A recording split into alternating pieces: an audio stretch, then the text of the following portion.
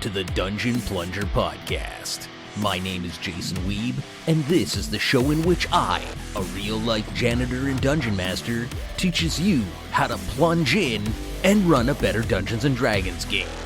Without further ado, let's plunge into this week's episode, Lucky 13.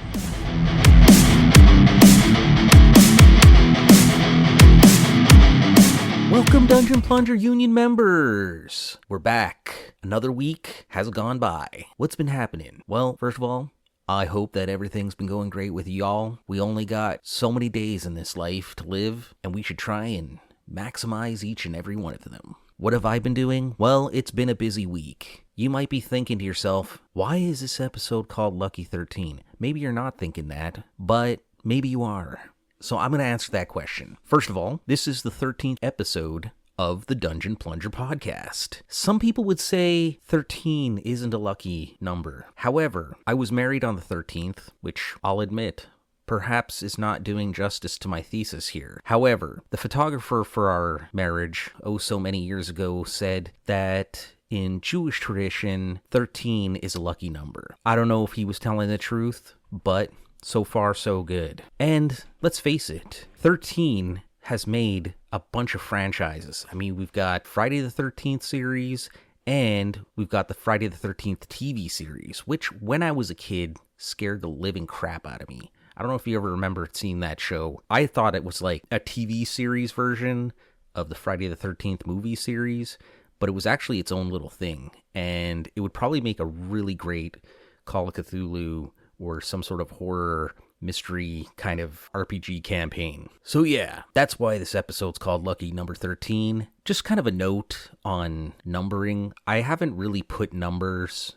like I don't really go and say, hey, this is episode whatever, because I'd like to think that you could pretty much listen to them any order. You know, you happen upon it and you're not going to be missing anything from, before. But I did, I'm feeling proud. We made it to 13. Let's hope we can get to 13 more after this. Also, what have I been doing? Well, earlier in the year, I set myself a Goodreads challenge. Last year, I told myself I was going to read 12 books, and I succeeded by reading a little bit more than that. I read a bunch of good books, and then this year I said, okay, this is going to be the ultimate year. I'm going to read 52 books this year, and not going to lie, probably bit too much off to chew, and I haven't even gotten close to that.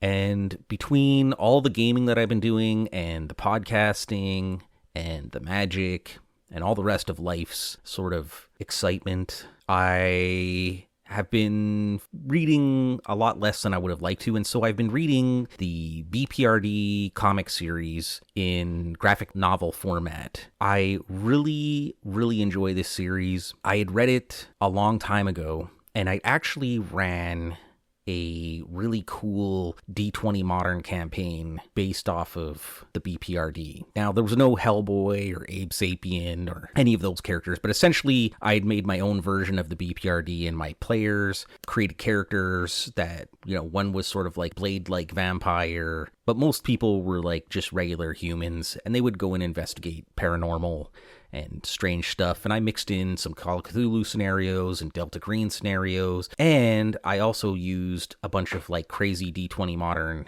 scenarios that were written by the game mechanics. I got onto Blue Sky this week, so if you want to follow Dungeon Plunger and our crazy adventures, I don't know why I'm saying "our." It's just me. I'm just here alone in the lair, talking to myself. I'd like to think I'm talking to you guys, each and every one of you. I just want to know, you make this show special. Anyway, so I got onto Blue Sky, and the really cool thing is that I ended up following a bunch of people who have sort of impacted my gaming career in one way or another. So one of those people was Greg Stolze, who wrote probably one of my favorite game settings box sets, which was the City of Lies box set for the Legend of the Five Rings RPG. I got to talk to him a little bit and thank him for his contribution to my gaming career, and he told me that was one of his favorites that he had written over the years. So that really warmed my heart.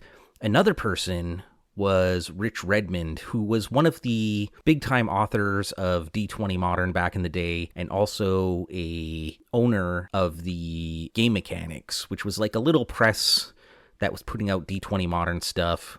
And so I got to thank him as well for his contribution to my gaming career. He wrote... The one that really sits in my mind is called The Reaping, and unfortunately you can't get it anymore. I think if you already bought it and you had it on drive-thru, you should still be able to get it. But other than that, I think it's just lost to the internets, which is really unfortunate. I hope that at some point those guys can come back or you can get access to them again in a legal way. Also, in addition to my little stint, my little journey into the blue sky, I happened upon a podcast called A Pint of Cthulhu.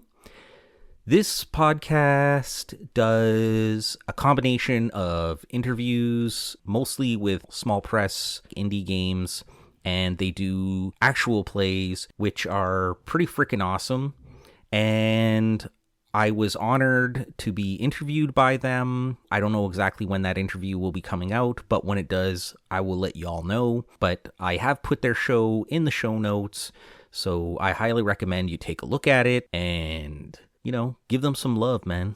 They deserve it. Also, I discovered something for my Francophone listeners, my Québécois, and, well, wherever else you might speak French. If that's your jam, I discovered that one of my coworkers has their own podcast called Grange 404 ou 404. I'm not really sure how you say it, but I believe it's 7 episodes right now. It's a Québécois in French only podcast, and the way it was explained to me is that they basically role play in their shed, and their shed can teleport to kind of I guess a Doctor Who type of deal to these different places, and then they go in and sort of wreck the joint to wherever they appear. So it sounds really cool. I'll be honest, I haven't actually listened to it, so I can't state quality or... Well, I should say I listened to it briefly, so the sound quality sounds okay, but I can't say anything about the content per se.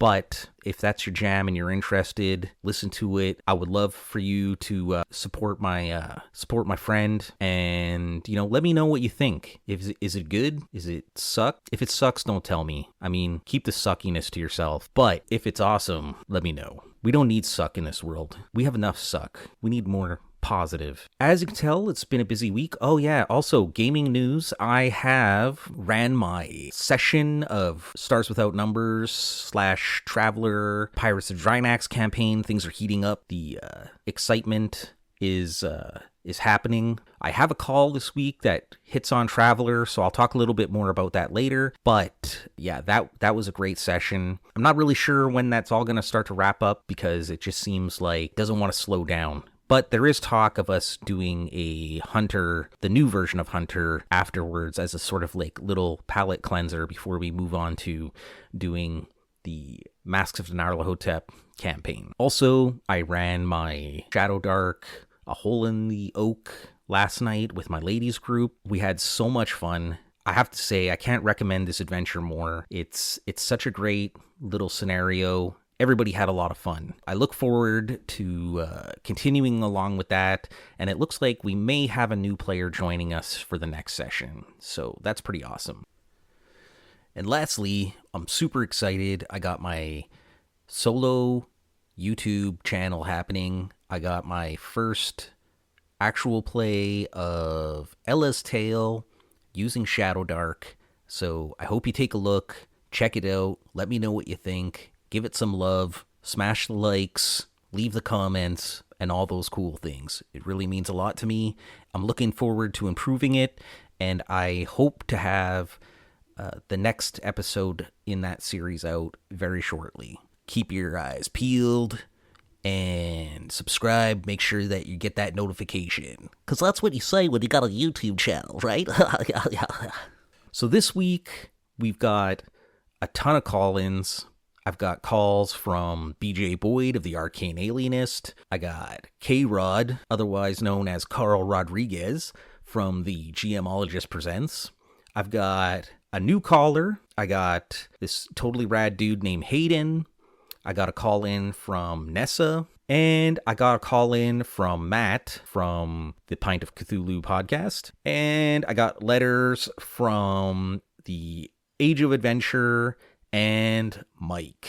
Without further ado, let's dive into the Mimic mailbox and see what all these folks have to say. Okay?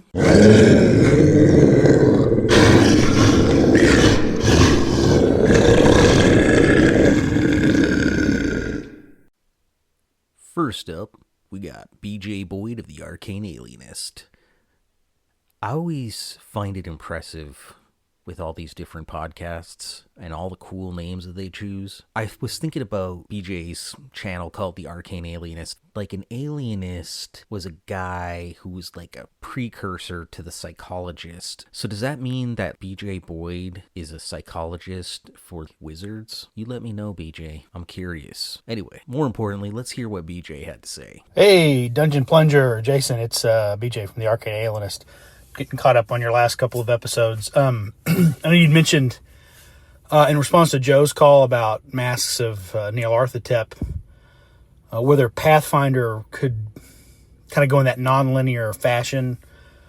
I think part of the issue there is that, you know, with Call of Cthulhu, you can acquire some new skills and advance a little bit, but the overall power growth from a character in the beginning to the end is not quite as linear or quite as extensive as, say, a game like Pathfinder or D&D.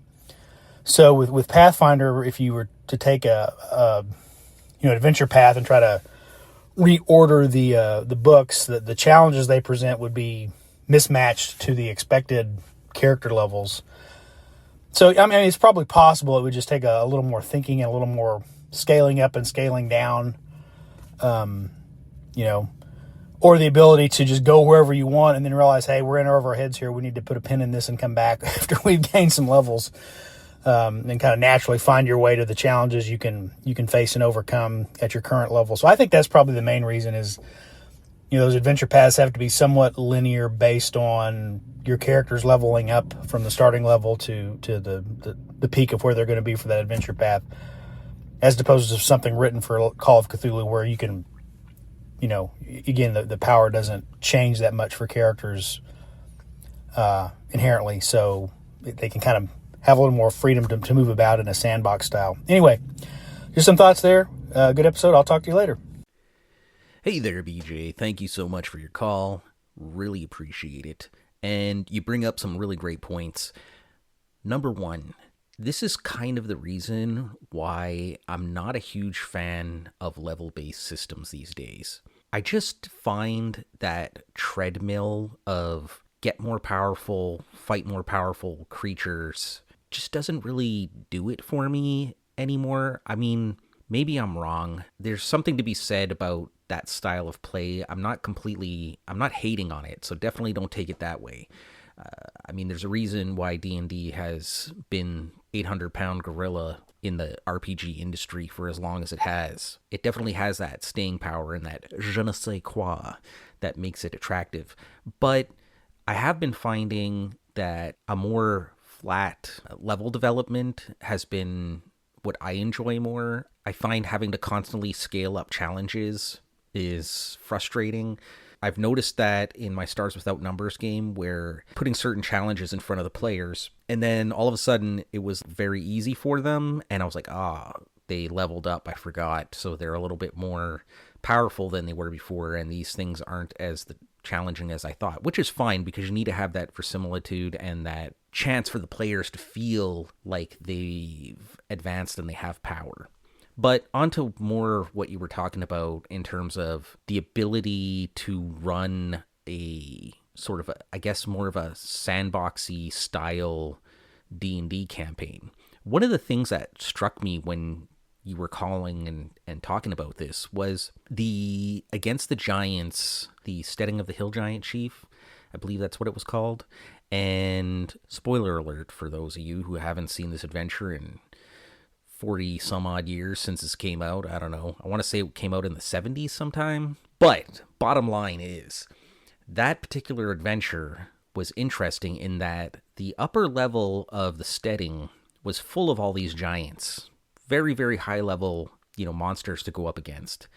But if you got into the dungeon that was below, it was full of orcs that were sort of fighting a resistance against the giants. And it seemed to me like the challenges below, and I could be misreading this, but I seem to recall the challenges in the dungeon below were more low level. Depending on, I guess, how you approached that particular adventure, if you avoided the giants and sort of snuck into the dungeon below, then it would be a much easier or scaled challenge depending on your level, or not if you were high level. But you could always come back to the steading as a higher level character and then actually be able to face the giants on their own terms. So I think that is kind of one of the unique things about how that particular adventure was written. When I was thinking about Pathfinder and a adventure path, I was thinking about maybe having it so that the books had that combination of high level, low level, medium level sort of threats and challenges, and being able to sort of put those pieces, rearrange those pieces depending on where they go, and have a much more sandboxy flow. I don't know if that's really possible, but it intrigues me to say the least. If anybody out there has thoughts and opinions on this, let me know. You make a great point, BJ, and I thank you very much for calling in. All right, let's take our next caller. We got Carl Rodriguez, K-Rod from the GMologist Presents. Let's hear what Carl has to say. Hey, Jason, this is Carl calling. Really nice set of episodes. I've just finished listening to What Do You Want to Hear About My Game, or however you called it, snarkily, which is also kind of funny in my opinion.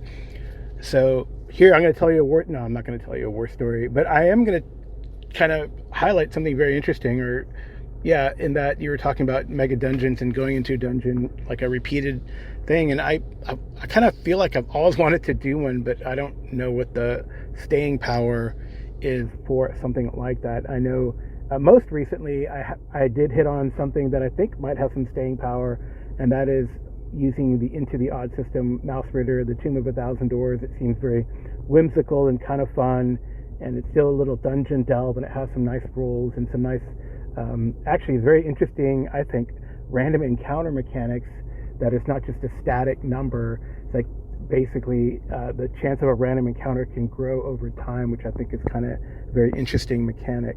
But I've tried other ones. I think I got to, did I finish? I think we got to maybe midway through Abomination Vaults for Pathfinder 2, but I think just for whatever reason, except for my Bloodlords campaign that's going on right now, Pathfinder 2 seems to stall, and I don't know what the reason is. Maybe I'm just not excited about the system, and I kind of prefer maybe Don't Tell Joe Richter, Pathfinder 1. I harken back to the nostalgia of the Pathfinder 1 3.5 days. I still have a lot of material. I like Golarion a lot, I really do. And although maybe we might jump into something here, I've been playing around with like some sort of dinosaur or Neolithic, prehistoric themed one, and guess what? Golarion has that area. So it is definitely like kitchen sink, but so is our world. Our world is a kitchen sink, really, and you can place a campaign anywhere that you wanted to. So cool stuff. I think that's it for I have Barrow Maze, and I put it together like on the Roll20. I just haven't jumped into it. And like I look at the Halls of Arden Vol, all those classic Frog God games. Is it Frog God games? The known world stuff, Rapanathuk and the Slumbering Tsar and all those mega dungeons. I don't know. I'd love to try one. I'd love to do it.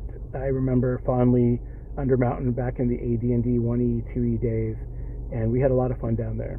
So anyway, kudos. sounds really exciting. And I guess I'll leave you another message about the Traveler stuff, because this is like kind of long. What's up, Carl? Thank you so much for calling. Our world is a kitchen sink.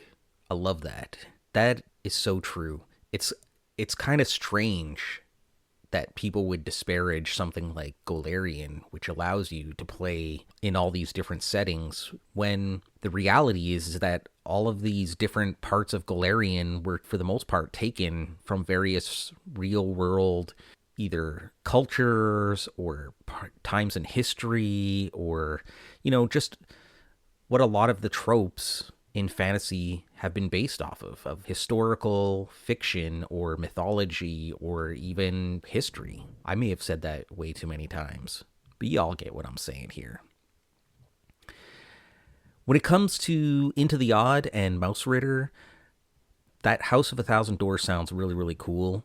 I was unaware that Mausritter had a mega dungeon, and Mausritter is one of those things that I've always wanted to try, but have not yet. So definitely on the gamer bucket list, and probably moving up the list just based off of that little presentation that you gave. It sounds awesome. Abomination Vault. Okay, so I picked this up. I'm a little disheartened to hear that you weren't able to keep the Abomination Vaults going. I'm not sure what the problem is, so maybe I'll need to take a read and take a look at it.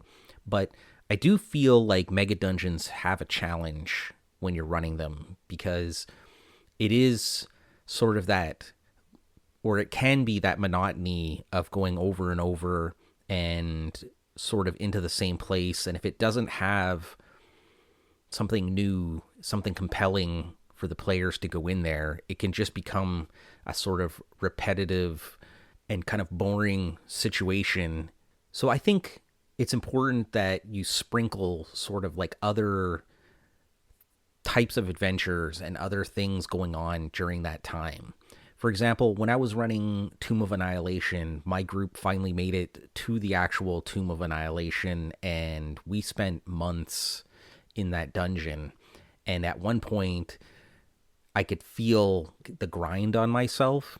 And even though you're technically not supposed to be able to leave the dungeon once you've gotten inside it until you've finished it, I basically ruled that the players were able to leave and come back. And we had a little side quest of something that had happened earlier in the campaign, and it was a real refreshing sort of experience. And so I think that's what you need, right? You got that main course, but you need to sprinkle in other kinds of scenarios to cut up the monotony of what it could be.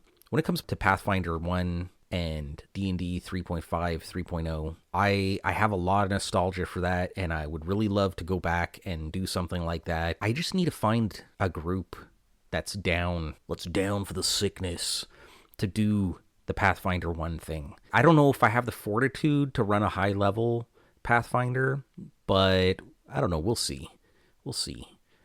So you know what? If you guys are Pathfinder fans or D&D 3.50 fans, 3.50, listen to me talk. Jason, do you even know D&D? Do you even know what you're talking about here? But yeah, maybe we can get together, make something happen. Like I said, I've been doing Barrel Maze. I think I needed to put more effort into it to bring it more to life. I think that is probably the only reason why Barrel Maze is, not as successful to my standards at least. And Halls of Ardenville, that, dude, you want to talk about mega. That is humongous. The fact of how many books it is so intimidating. So anybody who's out there, I think 3D6 Down the Line Actual Play Podcast is running it with OSE, Old School Essentials. And from the amount that I've listened to their podcast, it sounds freaking amazing. But the upfront work is that's a lot. Rapidnathic, another one of those campaigns I always wanted to run. I do have the original 3.5 Rapidnathic Reloaded box set, and I have the 5th edition version, which is like super jam-packed. I would almost say that it's too full. I think if I was to go back in time, I would probably get the original 3 books that were meant for the 3.0 edition of of Dungeons and Dragons and use that as my core for the running that dungeon. The minimalist nature of it, I think, makes it much more accessible and allows you to build onto it. And Slumbering Tsar from Frog God Games, that is another one where I have always been dying to run it. I really want to do that in Pathfinder First Edition in its original, the way that it was meant to be run by the author. From what I understand, Greg Vaughn was a killer DM, and this came from out of his own campaign from playing the Tomb of Abyss-Thor. So yeah, I would definitely want to start with Tomb of Abyss-Thor and then connect it to Slumbering Tsar and do a whole 1 to 20 level campaign, because it sounds freaking awesome. Again, monster book. I mean, you could kill somebody with that thing if you hit them, or break a foot. And lastly, Undermountain. I always had this desire to run an Undermountain campaign, and so when I started my 5th edition group back in like 2014, I used Undermountain in that campaign, and unfortunately the players didn't go into it very often. I don't know if it's because I just didn't present it very well, or if they were too afraid of what was down there. I don't know exactly what the problem was, but they didn't actually go into Undermountain very often. But we did spend quite a bit of time doing urban adventuring in Waterdeep. Highly recommend Undermountain. If you're looking for something that's complete, probably not for you, but if you're looking for a toolbox, something that you can take and adapt and make your own, Undermountain is a great box set. But of course, Carl had more to say. So let's listen to his second call and hear what else Carl had to let us know about. I'm really enjoying your tales, and please keep it up at your Stars Without Number / Traveler game. It's pretty exciting, and I do enjoy the fact that you are willing to bring in other concepts from other games, say, i.e. Star Wars, and giving robots personality into your games. And I think that's very fascinating to me, instead of, getting caught up in it's not really in the official Traveler universe, or, I don't know if we can do this with Stars Without Number or whatever, but it's pretty cool. And maybe it makes me want to delve a little deeper into that. Although I guess maybe Traveler just stole your ideas because they're doing this Singularity project Kickstarter right now. Anyway, really enjoy you playing, at least in Trojan Reach and the Pirates of Drinax area. And I really enjoy my Traveler games, both what I play on Dungeon Musings, Kevin Madison's Dungeon Musings channel, and then I have an ongoing Behind the Claw type of campaign, which has really been fascinating. And I got Amy actually to make a Traveler character, and she made this Aslan envoy who's also a spy master assassin. So what am I gonna do with that? I don't know yet. I guess maybe I find another player, or see if she wants to do like a one-on-one type of thing. Anyway, great stuff. Enjoy really hearing it. Please keep up your want to hear about my game stuff. I think I should do that more often, because I know people have asked about that in the past. Anyway, talk to you soon. Bye. First of all, thank you very much for your compliments on my Traveler game. I honestly feel like no matter what the game is, you gotta make it your own. I feel like life is too short, and we can't just not make the game the way you want it to be. I've seen so many different games out there with concepts that I'm like, this is so good. If only this was like this. And like, forget about it, man. I'm just going to make it my own. And if you're one of those people that's not happy with not being in the official world, I guess my table isn't really for you, and I'm sorry, but unfortunately, you can't make everybody happy. You just got to do what you got to do and run the stuff that you love, and hope that the people that you're playing with are on board for that. The only real issue that I've had between running Traveler / Stars Without Numbers is trying to convert ships between the two systems. And I think maybe like money has been a little bit wonky. I think going forward, if I come back, or when I come back to Traveler, I'm definitely going to try to use straight up Traveler.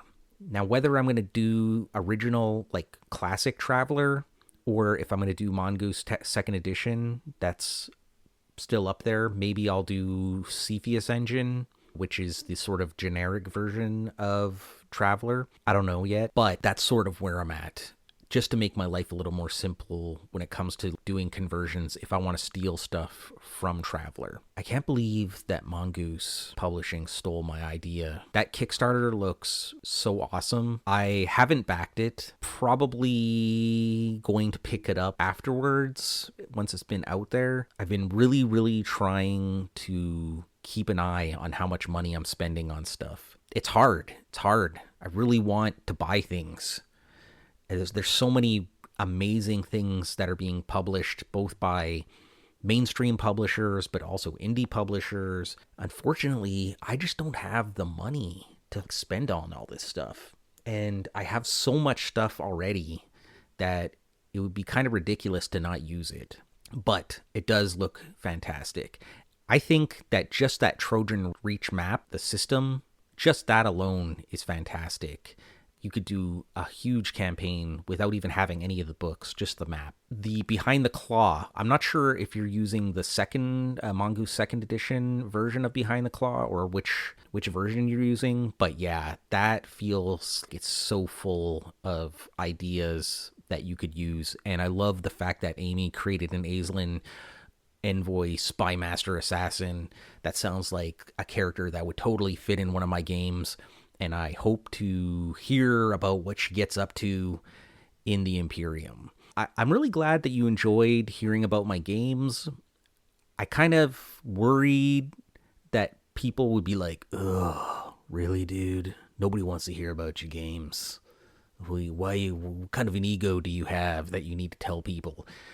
I think that I will continue to do it. I'll give little mini updates here and there. I don't think it'll be a regular feature of the podcast, but if enough people are clamoring for that kind of content, who am I but to not oblige? So thank you very much for your call. I know Carl left me another call. I am going to save it for next week. We got a lot on the cast this week, and I'm sorry, Carl. I do appreciate that final call that you sent in, and I will publish it, but everybody's just going to need to hold on to their britches. That's right, I said britches. Don't get all like snarky-darky with me. Let's listen to our next caller, a new caller to the show, and hear what he has to say. Hey, Jason, it's Hayden. I was going to wait until I got home to send this, but as we've spoken about, I have the memory of a goldfish, and so you get to listen to me on my cell phone microphone instead of my pretty PC gaming streamer setup that I have back at the house.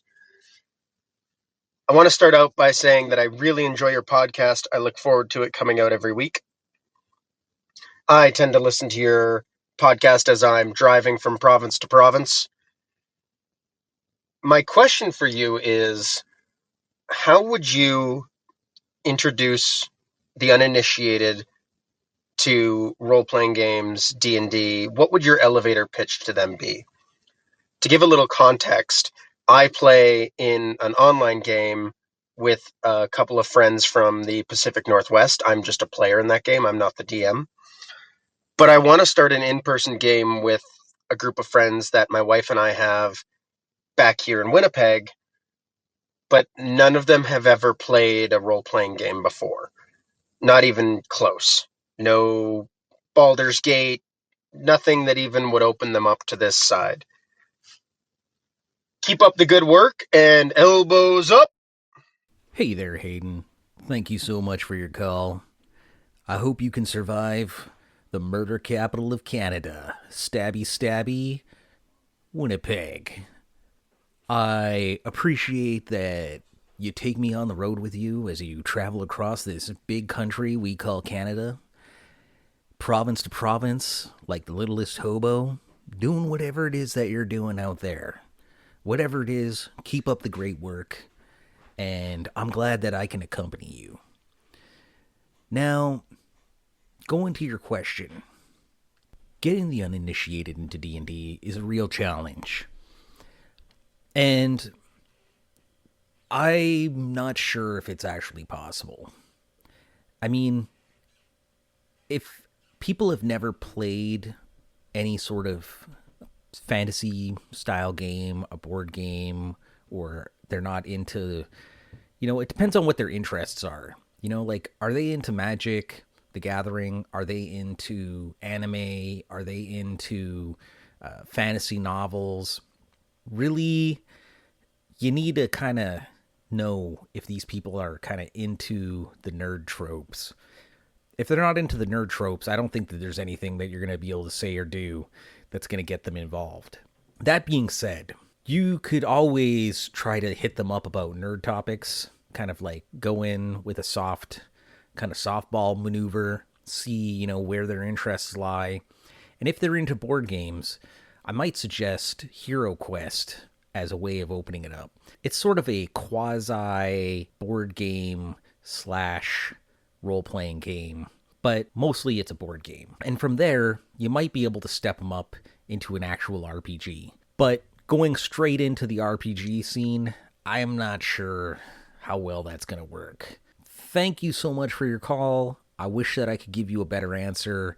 Maybe some other people out there in the Dungeon Plunger Union might have a better idea. Anyway, take care, and we'll chat later. Okay, next up. Caller Cora lets her feelings be known. Hello, Jason. I'm 1 minute 45 seconds into your current episode. Well, actually, and I just wanted to say I am very offended that you called me boring for listening to all of your podcast episodes in my car. That is all. I'd just like to go on the record and apologize to all of those of you who drive and listen in the car to this podcast. You are not boring. You are fantastic people. You are quality people. Everyone should hope to have somebody who would listen to their podcast, be it in the car, be it in the shower, or be it like y'all out there who are pumping it up, pumping iron right now, getting in shape. But listen, it's cool, man. I listen to podcasts in my car too, okay? So please, from the bottom of my heart, I will never say anybody's boring for listening to my podcast in the car, okay? Just be safe. That's all I'm asking. Let's not get into road rage because of something that I said. All right? Thank you very much for the call, Cora. Again, deeply apologize. Let's listen to our last caller, a dude named Matt, has his own podcast called Pint of Cthulhu.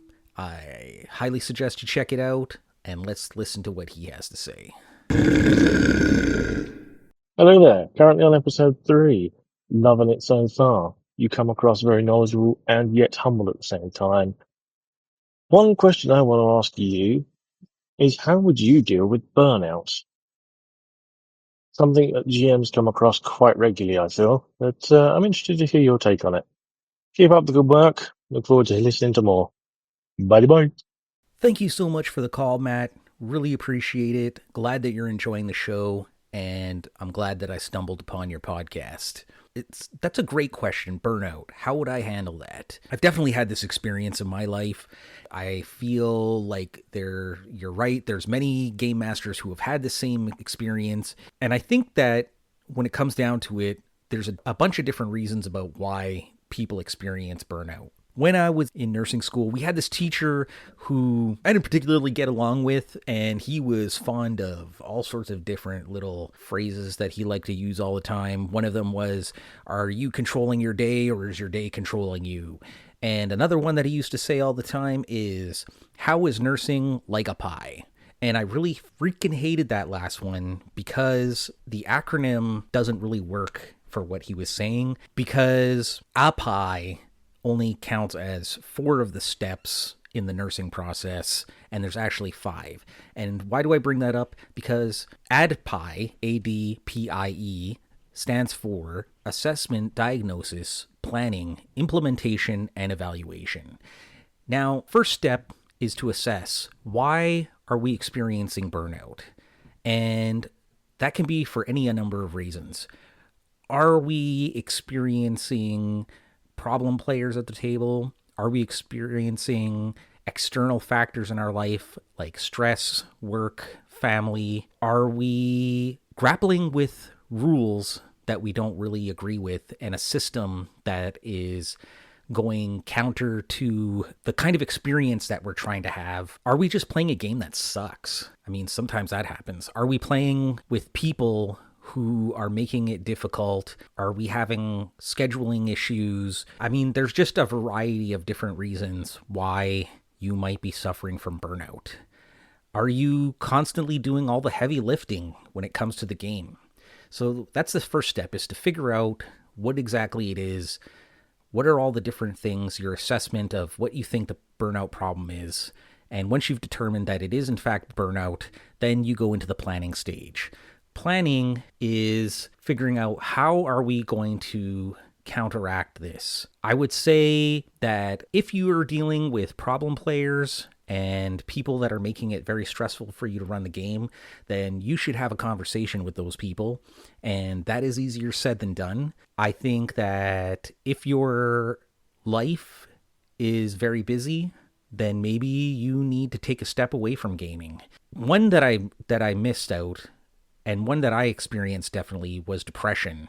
I remember feeling very depressed, very anxious, and my mood was so low that it was very difficult for me to get behind the table and have the enthusiasm and the energy to be able to run a game. So that's a big thing, right? We need to take time for our mental health and maybe step away from the game if we have to. If it's a rules thing, maybe it's time to switch out and change to a different set of rules. And then implement that change, whatever it might be, depending on the situation. See if it works. That's the evaluating part. And if it works, great. If it doesn't work, then maybe you need to go back, reassess the situation, get a new diagnosis, make a new plan, and try it again and see if it's working. That's the nursing process, and it can be applied to a variety of things in life. I don't know if you guys feel like that's helpful, but that's kind of how I would approach it.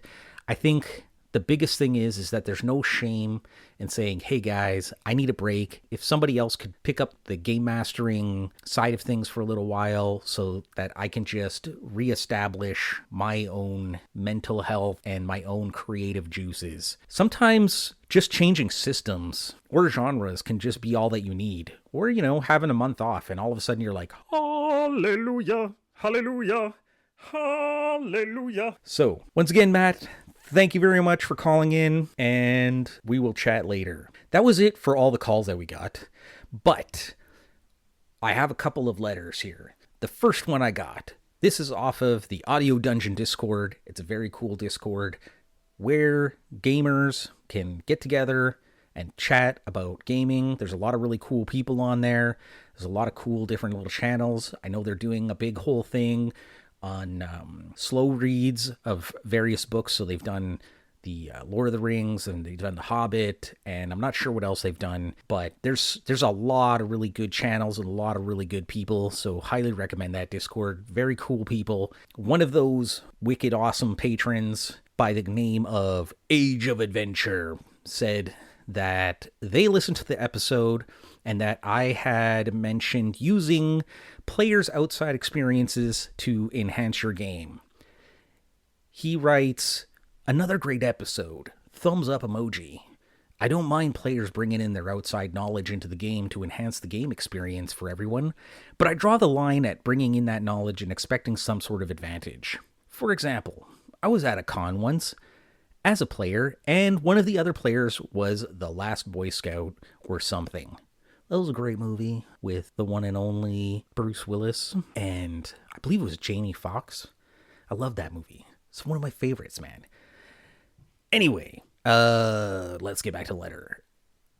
player playing Last Boy Scout or something and kept telling the GM how knots work and how easy it was to do all these things with rope and knots. Sounds like he was a real Boy Scout. And the GM was giving him advantages in game. So annoying. Just because you're a doctor in the real world doesn't mean your character gets an advantage performing surgery, no matter how well you explain it. Laugh emoji. Oh, and what does elbows up mean? I've heard of sleeves up, so curious if it means the same thing. Thinking emoji. Well, Age of Adventure, I appreciate you letting me talk about this on the show, and I am going to answer all your questions. So first of all, 100%, I agree. My point was more along the lines that I think that, we take into consideration the player knowledge, but yes, you're right. Just because you're playing a doctor doesn't mean that your character who isn't a doctor shouldn't actually get some sort of advantage. My point was more along the lines of using that knowledge to enhance the experience of the game, but not necessarily give a mechanical benefit to those players. That being said, I do think that good role-playing should be encouraged and rewarded, just not in that sort of the way that you describe it. I think that that's not really... I would feel the same way that you did. Also, what does elbows up mean? Elbows up is a hockey term. I've talked about it a bunch of times on the show. People have mentioned it a bunch of times on the show. It is a rallying cry for Canadians versus what we feel is a unjust attack on us by the president of the United States. Basically, in hockey, it means like elbows up, get ready to feel the pain sort of thing. I hope that answers the question. Then there was a second part where he goes, I would also be interested in your thoughts about character skill versus player narrative. I recall another game, I was in as a thief, and my skills were in stealth and climbing. Another player character didn't have those skills, but because he narratively described what he was doing and how, the GM said he succeeded without a roll. Then why do I have these skills? I'm pretty sure if I did the same in combat, I'd still have to make an attack roll, regardless of how well I narrated things. P.S. It was an OSR D&D game, but I can't remember which one, as they all get blurred in my brain. Once again, I totally feel where you're coming from on this situation. Character skill versus player narrative is, in my opinion, a fine line. And it really depends on what the game you're playing is. I had this situation occur to me in playing Old School Essentials, where one of my characters was playing a thief, much like your similar situation here. The idea is it's rulings over rules, and yet the thief has something like a 1 in 6 chance or a 2 in 6 chance or whatever it is to be able to do their various thieving abilities. And I felt like this totally went against the whole concept of ruling over rules. Like, why would you have this thing where, I don't know if it's like a 26% chance, if it's a 2 in 6 chance of being able to do something, or a 13 point something percent chance. And so this was a situation in which I got so frustrated and had such difficulty trying to grapple with this issue at my table that I just stopped playing OSE and we started playing Shadow Dark instead, because it made a lot more sense. I feel like if you're going to have roles, then they should be meaningful for something. And I don't see how you could have a thief who's supposed to be good at what they do, but like you said, somebody else can just narrate, oh, well, I did this and I did that and I looked under here and I found the thing inside the mattress of the bed. And it's sort of, I get the niche protection aspect of it, but again, I just feel like there's some aspect that I really struggle with some of these old school games, and why I gravitate to the more binary yes or no answer. Now, not to get it mistaken, I don't necessarily just say, okay, you succeeded. I usually say something like, depending on the margin of success. So if you just succeeded, I would be like, you just succeed. You're hanging on the ledge with your fingers and you've almost fallen into the pit. Whereas if you would have rolled really, really well, like a critical, I was like, yeah, you leaped across the pit and did a roll and managed to like land on your feet, showing how successful you were. Whereas if you failed the roll, depending on how badly you failed the roll, maybe it would be more severe or worse, or less severe, depending on the situation. I don't really have a good answer on this, but it is one of those issues that I really have difficulty in the old school game arena. Something that I would like to get better at, because I really do enjoy rules lighter games these days. If you guys out there have a good response to this, let me know. Call in, send me an email, and let's talk about this, because I think it's a great point to discuss, to have a really good grasp of understanding if you're going to run an old school game. So thank you so much, Age of Adventure. I really appreciate it. I hope you enjoy continuing to listen to the show. All right, this is the final one that we got for this week. I got an email from Mike, and he sent that in via my dungeonplunger@gmail.com account. You can also send an email in there. I can read it if you wish, or not, as you choose. And you can also call into the show and I can play it and comment or not, again, as you choose. Be like Mike. Send in an email, or like my other callers, let's hear your voice. Share your thoughts and feelings. Let's have a big group hug together. All right, let's hear what Mike has to say. Mike says, first off, well done, dude. I don't normally listen to podcasts, but I find myself drawn to yours. I sincerely appreciate your content. The last podcast I listened to, well, actually, covered a lot of material, so please bear with me. Mike, I'm bearing with you. Let's do this. All right. First, not having a ton of GM experience, I can say that I do prefer a homebrew map/storyline to those pre-written ones. The simple fact is that when I did try GMing, I did not know enough of the 5e rules, nor content of any pre-existing worlds to adequately do them justice anyway. Essentially, I did not want to run something that the players would recognize because I was afraid of potential negative feedback. I always felt that the story trumps, oh shit, elbows up. Oh, I see what you did there, Mike. I always felt like the story trumps setting, in that if you have the right story, regardless of the setting/world, the campaign will succeed. I also feel that my GM self needs to convey the story more and not so much to be true to a well-known map or existing world. I think it helps alleviate some pressure I put on myself to run something cool or interesting. There's a lot here, and I 100% agree. I think that if you're new to the GMing world, that you're probably better off running something that you know well. The less things that you need to do in order for you to sit and be comfortable at the table is what you need to do. I think we often believe that we need a very complex or detailed amount of information to run these games, but honestly, I think you need a lot less than you really think you need. And I understand that feeling of not wanting to run a world where people knew more about it than you. Again, that provides a lot of anxiety, and I don't think that it should be something that you worry about. That being said, whatever you can do to lessen your anxiety and get yourself to the table is what you need to do. And I feel like once you've built up enough confidence in running the game that you want to run, you will be able to incorporate that other stuff and not feel so self-conscious or anxious. I think that you make some great points here, and I think these are a very valid way of running a game. All right, continuing along. Secondly, I think you plunged the right toilist with your list of 7. So this was me talking about problem players. He continues, I think that over the years, I could honestly say that I recognize that I might fit into one of those archetypes, maybe even if for a single session, which is still too much granted and is something regrettable.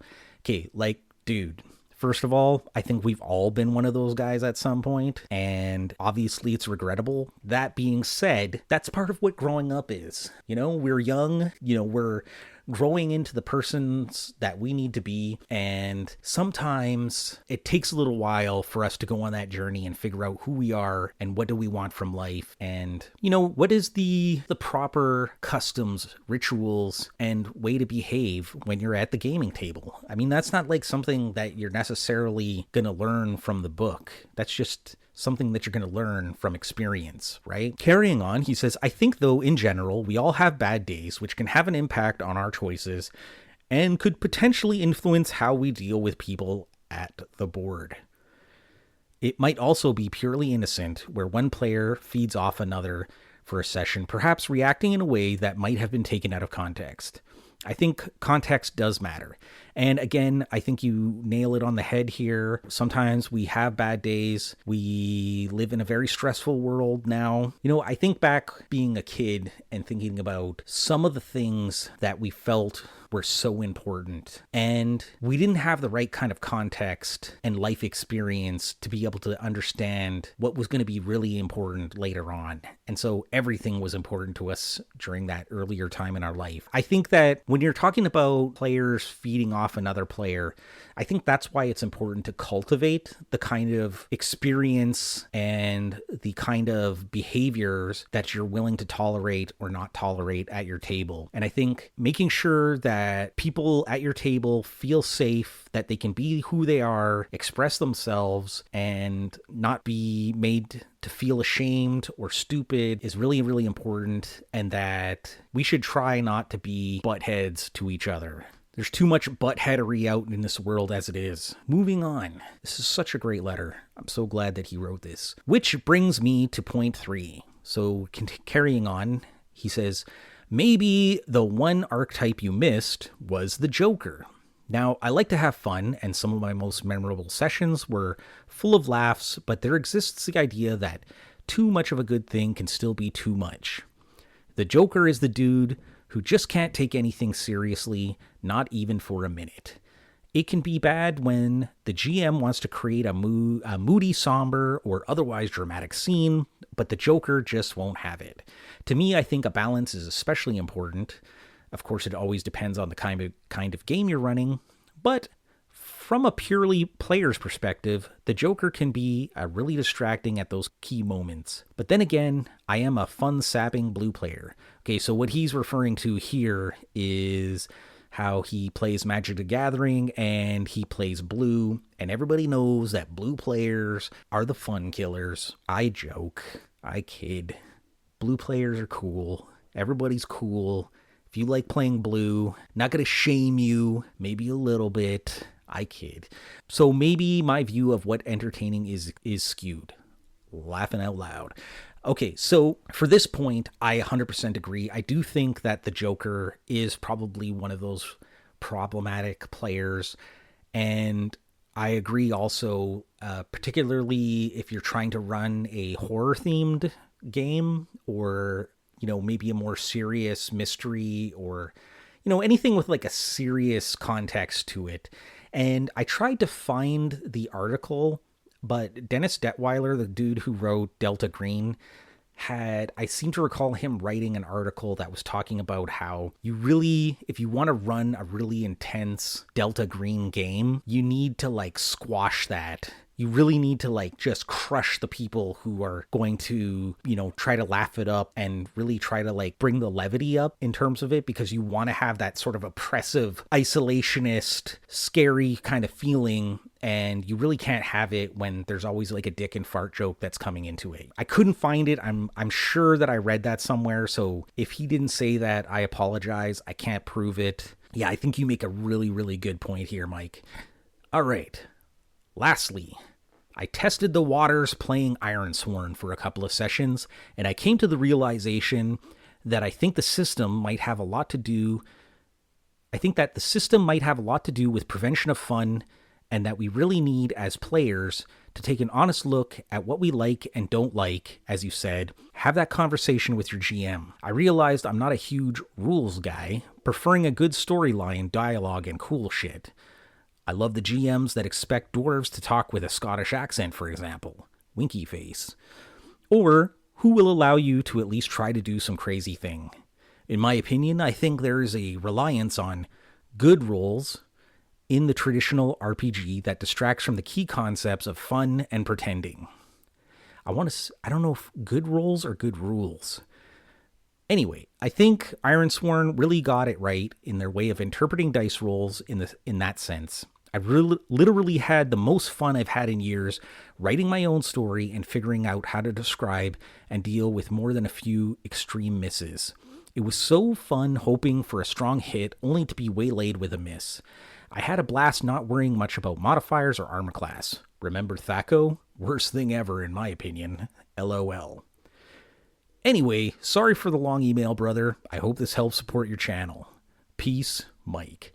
Well, Mike, I'm going to tell you right now, this is definitely supporting my channel, and I really appreciate that you wrote it in.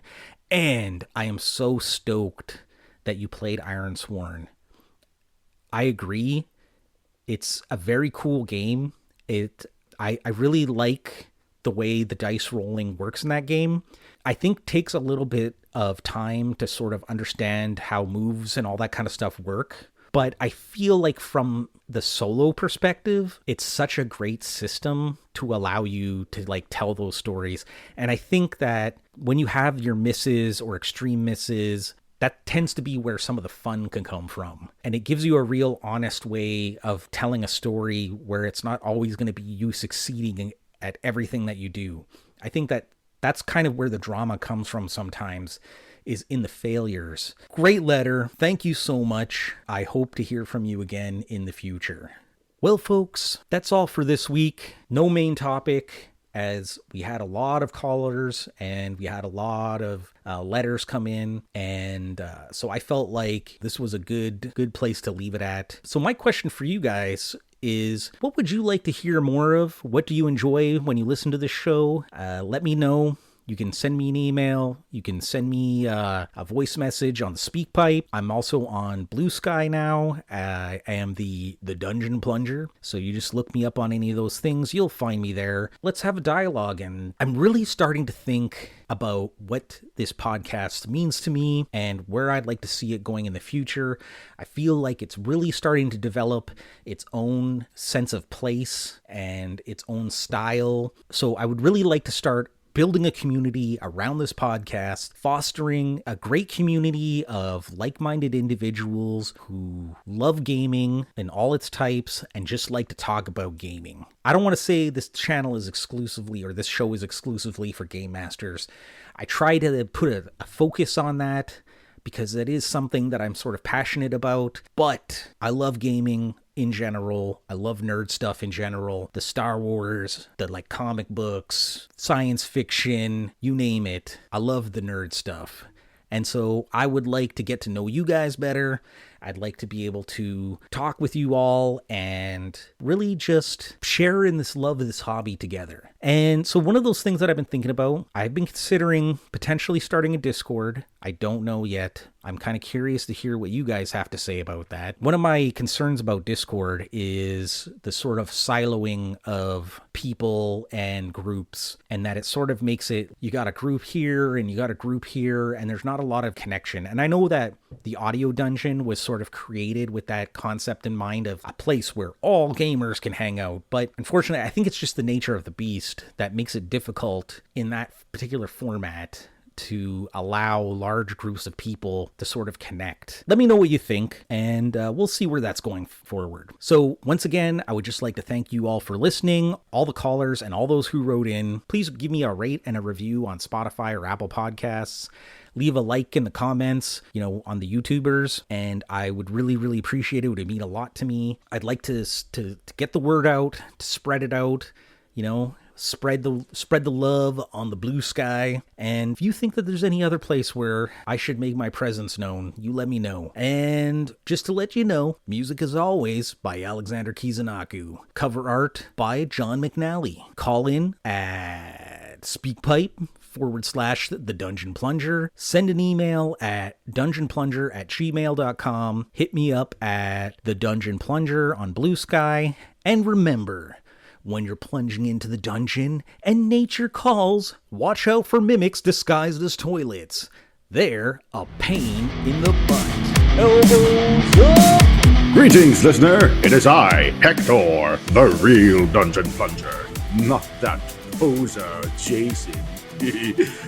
We've got a clogged algorithm down here. So make sure we get those likes, those favorites, those comments flowing. Plungers up!